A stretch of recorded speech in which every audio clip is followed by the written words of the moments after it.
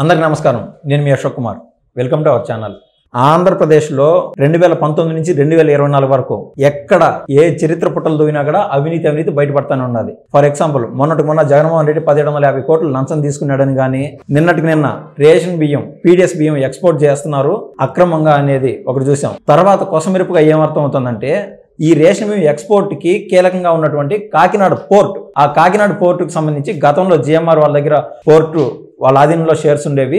తర్వాత అక్కడి నుంచి బలవంతంగా ఈ అరవిందో ఫార్మసీ వాళ్ళు తీసుకున్నారు. ఇలాంటి విషయాలు చాలా విషయాలు ఉన్నాయి. అసలు వాళ్ళు ఎవరైతే వాటిలో ఇన్వాల్వ్ అయినారో వాళ్ళు తప్పించుకునే అవకాశం ఉన్నదే, వాళ్ళకి ప్రభుత్వం నుంచి పోలీసు వారి నుంచి ఎటువంటి శిక్షలు పడే అవకాశం ఉన్నది. సరికొత్తగా అప్డేట్ ఉందంట. ఈ విషయం పైన మనతో చర్చించడానికి డాక్టర్ దుర్గా మేడం ఉన్నారు. ఈ విషయం పైన మనం కూలంకషంగా మేడం దగ్గర నుంచి తెలుసుకున్నాం. నమస్తే మేడం. నమస్తే అండి మేడం, ఇది కాకినాడ పోర్టుకు సంబంధించి ఏదైతే రేషన్ బియ్యం అక్రమంగా ఎక్స్పోర్ట్ అవుతా ఉన్నదో విషయం అంతా అందరి కాన్సన్ట్రేషన్ అక్కడ ఉండేలోపు అసలు మొదటికే మోసం వచ్చినట్టు ఆ యొక్క పోర్టుకు సంబంధించి కీలకంగా అవినీతి ఉన్నదంట జనరల్ పబ్లిక్లో అంటున్న విషయం. అసలు ఆ విషయం ఎక్కడ మొదలైంది? గతంలో పోర్ట్ ఎవరి దగ్గర ఉండేది, ఇప్పుడు ఎవరి ఆధీనంలో ఉంది మేడం? ఇప్పుడు కర్ణాటి వెంకటేశ్వరరావు గారని కేవీ రావు, ఆయనే కదా ఈరోజు కంప్లైంట్ ఇచ్చింది. ఆయన ధైర్యంగా ముందుకు వచ్చి ఆయన దగ్గర ఉన్న ఈ సెజ్ భూముల్ని అంటే 3600 కోట్లు దాని విలువ, దాన్ని ఒక గన్ను పెట్టి వాళ్ళ ఆయన కణతకి నువ్వు రాస్తావా చేస్తావా అని బెదిరించి వీళ్ళందరూ కూడా తీసేసుకోవటం జరిగింది. అంటే చూడండి, ఆయన సామ్రాజ్యాన్ని వీళ్ళు తీసుకోవటం అంటే వీళ్ళు ఏ రేంజ్కి వెళ్ళిపోయారు, దేనికి భయపడకుండా. ఇప్పుడు జగన్ పేరులోనే గన్ను ఉంది కదా, మనం చూసుకుంటే అంటే ఆయన ఒళ్ళంతా గన్నులేనేమో. ఆయన ఏంటి, మనం గతంలో కూడా చెప్పుకున్నామండి. జగన్మోహన్ రెడ్డి పాదయాత్ర చేశాడు అంటే పాదయాత్ర ఏ రకంగా చేశాడు, ఎక్కడెక్కడ సంపదలు ఉన్నాయి, ఏ సంపద మనం ఏ జిల్లా నుంచి దోచుకోవచ్చు, ఎక్కడ మైనింగ్, ఎక్కడ ఇసుక అన్నీ చూసుకున్నాడు, ఎక్కడ భూములు కొల్లగొట్టచ్చు, అవన్నీ చూసుకుని దాని ప్రకారం మీకు ఒక పద్ధతిగా ఆయన అంటే పరిపాలన పద్ధతిగా చేయలేదు కానీ అవినీతి పద్ధతిగా చేశాడు. చాలా పద్ధతిగా. అంటే ఎవరెవరిని ఎక్కడ పెడితే మనకి పనులు అవుతాయి. విజయసాయి రెడ్డి మీరు చెప్పినట్టుగా ఇప్పుడు ఈ పోర్ట్ సీజ్ చేసుకోవటం, వైజాగ్లో భూముల దందా మనం చూసాం. విజయసాయి రెడ్డి ఎట్లా చేశాడు అంటే ఎవరికి ఇస్తే ఏ పని అవుతుంది, పెద్దిరెడ్డి మైనింగు. Yes madam. అట్లా వీళ్ళైతే పక్కాగా ఈ పని చేసి పెట్టగలరు, ఈ అక్రమం చేయగలరు, వీళ్ళు బెదిరించగలరు. ఎక్కడైనా మనకి పరిపాలన అనేది అబ్బా వీళ్ళు తెలివైన వాళ్ళు, వీళ్ళు చాలా బాగా పరిపాలన చేస్తారు, వీళ్ళు ఇక్కడ దీన్ని అభివృద్ధి చేస్తారు, లేదు ఇక్కడ నీటి వసతి వచ్చేలా చూస్తారు, ఇక్కడ పంటలు బాగా పండేలా చూస్తారు, మనం ఇలాంటివి విన్నాం.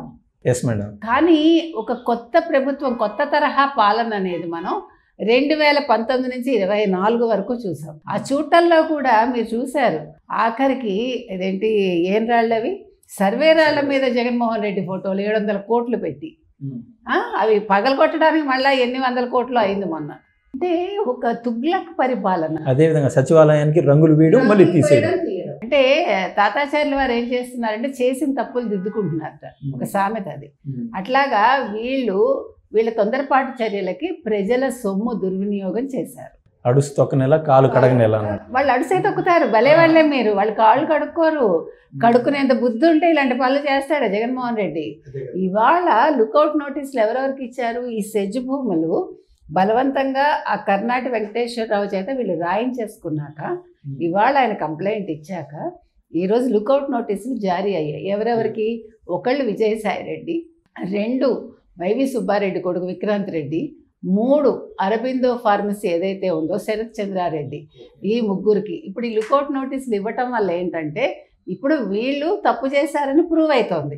1, 2 వీళ్ళు విదేశాలకు పారిపోవడానికి వీలు లేకుండా. ఈ ప్రతి దాంట్లో ఏ అవినీతి చూసినా కూడా అవుట్ ఆఫ్ 10 చూసినామంటే 10 సబ్జెక్ట్స్ చూస్తే 2019 నుంచి 2024 దాదాపు 7 సబ్జెక్ట్స్లో అరవిందో ఫార్మసీ అనేది ఇన్వాల్వ్మెంట్ ఇప్పుడు ఈనాడు కనిపిస్తుంది. అసలు అరవిందో ఫార్మసీ వాళ్ళు ఎవరు మేడం?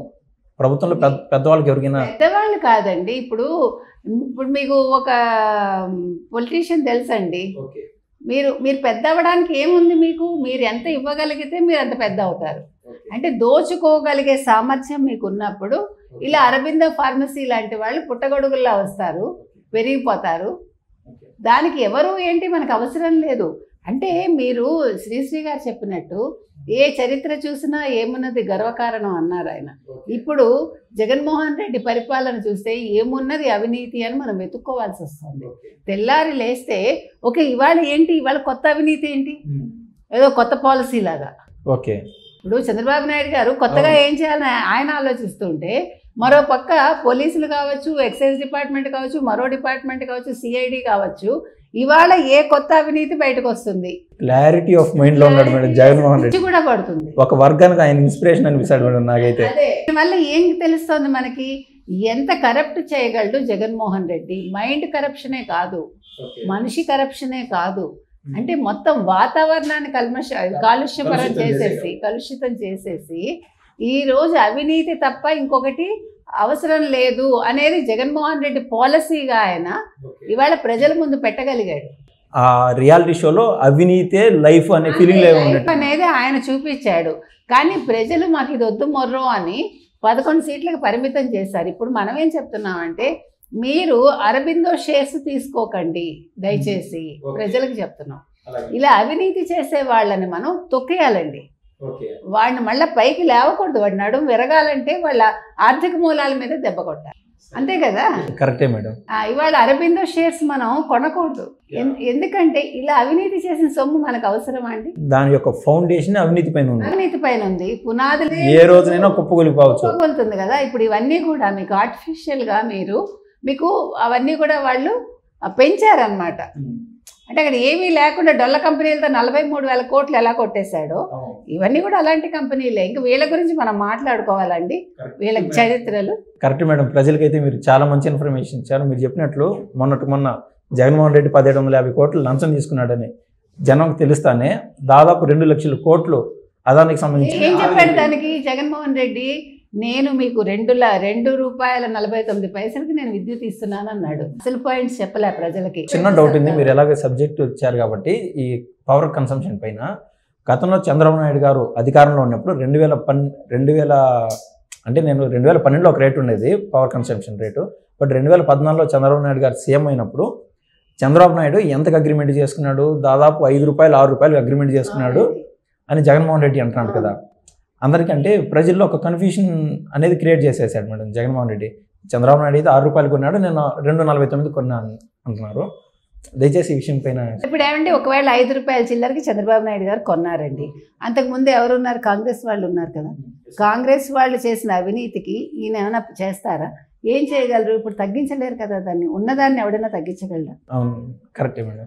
ఉన్నదాన్ని ఎవడు తగ్గించలేడు. ఇప్పుడు టారిఫ్ పెరుగుతుంది అంటున్నారు ఆంధ్రప్రదేశ్లో. దీని బాధ్యులు ఎవరు? గత ప్రభుత్వమే కదా. ఆయన 1750 కోట్లు తినేసి నువ్వు సొంతంగా ఎదిగిపోయి నువ్వు ప్రజలకు ఏదో మంచి చేస్తున్నాను అబద్ధాలు చెప్పి చంద్రబాబు నాయుడు గారు ఏమి రూపాయి తినలేదుగా. ఇప్పుడు మీరు అన్నట్టుగా ₹6 చేశారు అని అన్నాడు కదా జగన్మోహన్ రెడ్డి. అంతకుముందు ఎంత ఉంది చెప్పాడా? అంతకుముందు ₹12 ఉంది కదా. ఆ ₹12 అయినా ఆఫ్ ద రేట్ తగ్గించారు. తగ్గించి సోలార్ ప్యానెల్స్ పెట్టించి, అంటే మనకి సౌర విద్యుత్ అనేది చాలా ముఖ్యమని. దానివల్ల సౌర విద్యుత్ వల్ల ఏమవుతుంది, మనకి మీకు ఎలాగా డిమాండ్ ఎప్పుడూ ఉంటుంది, మనకి కన్జంప్షన్ ఎక్కువ, విద్యుత్ కన్జంప్షన్ చాలా ఎక్కువ మనకి. అందుకని ఆ కొనుగోలు భారాన్ని తగ్గించి ప్రజల మీద దాన్ని సగానికి సగం ఆ భారం తగ్గించి ఆయన దానివల్ల ఇక్కడ సౌర విద్యుత్తుని పెంచి మీ డిమాండ్కి తగినట్టుగా సప్లై చేయగలిగాడు ఆయన. మరి నువ్వేం చేసావు? నువ్వు ఆ విషయం చెప్తున్నావా? అంతకుముందు ఎంత ఉందో చెప్తాడా? ఎప్పుడూ కూడా జగన్మోహన్ రెడ్డి చేసే పని ఏంటంటే, అంతకుముందు ఉండే ₹12 గురించి చెప్పాడు, ₹6 చెప్తాడు. ఇప్పుడు 2.49 చెప్తున్నాడు, 1750 కోట్ల గురించి చెప్పాడు. అది ఆయన తెలివితేటలు. తర్వాత ఎన్ని రోజులకి, ఎన్ని సంవత్సరాలకు ఒప్పందం చేసుకున్నాడు, ఎంత పెరుగుతుంది, ఈ ఒప్పందం రద్దు చేసుకుంటే 2,900 కోట్లు నేను కట్టాలి అనే విషయం చెప్పాడా? ప్రజలపైన 1,10,000 కోట్లు భారం తగ్గించాలని చెప్తున్నాడు, భారం వేసాడు కదా. నేను ఇప్పుడు ఈ ఒప్పందం రద్దు చేసుకుంటే 2,900 కోట్ల ప్రభుత్వం కట్టాలి, అటువంటి ఒప్పందం మీద నేను సంతకం చేశానని చెప్తున్నాడా? ఆ వివరాలు చెప్పాడు. అందుకని జగన్మోహన్ రెడ్డి చెప్పే ప్రెస్ మీట్లని దయచేసి ప్రజలు చూడక్కర్లా, ఎందుకంటే వాళ్ళు కన్ఫ్యూజన్లో అయిపోతారు. ఆ కన్ఫ్యూజన్ అవసరం లేదు. మీకు ఏదైనా కావాలంటే మీరు శుభ్రంగా ప్రభుత్వాన్ని అడగండి డైరెక్ట్గా, మీకు అన్నీ తెలుస్తాయి. మీరు సరైన ఛానల్స్ చూడండి, సాక్షి ఛానల్ చూసి మీ బుర్ర పాడు చేసుకోవద్దని మనం చెప్తున్నాం. అలాగే మేడం, మీరు చెప్పినప్పుడు నాకు ఒకటి గుర్తొస్తుంది మేడం. ఈ పాస్బుక్ పైన జగన్మోహన్ రెడ్డి ఫోటో వేసి మళ్ళీ అది తీపించుకోవడానికి మళ్ళీ ఏదో ప్రభుత్వం పైన భారం. చూశారు కదా, అది భారమే. పైగా తప్పేంటని ఒకడంటాడు ఒక ప్రొఫెసర్, మళ్ళా ఒప్పు అని ఒక ప్రొఫెసర్ అంటాడు. అది అందుకని ప్రజలు దయచేసి మీరు కరెక్ట్ విషయాలు తెలుసుకోండి. మీకు జ్ఞానం ఉండాలి కరెక్టే, కానీ సరైన మార్గంలో తెలుసుకోండి అని చెప్తున్నాం. ఇది ఇవాళ ముఖ్యమైన విషయం. మరో విషయంతో మరోసారి మేము ముందుకు వస్తాను. ధన్యవాదాలు.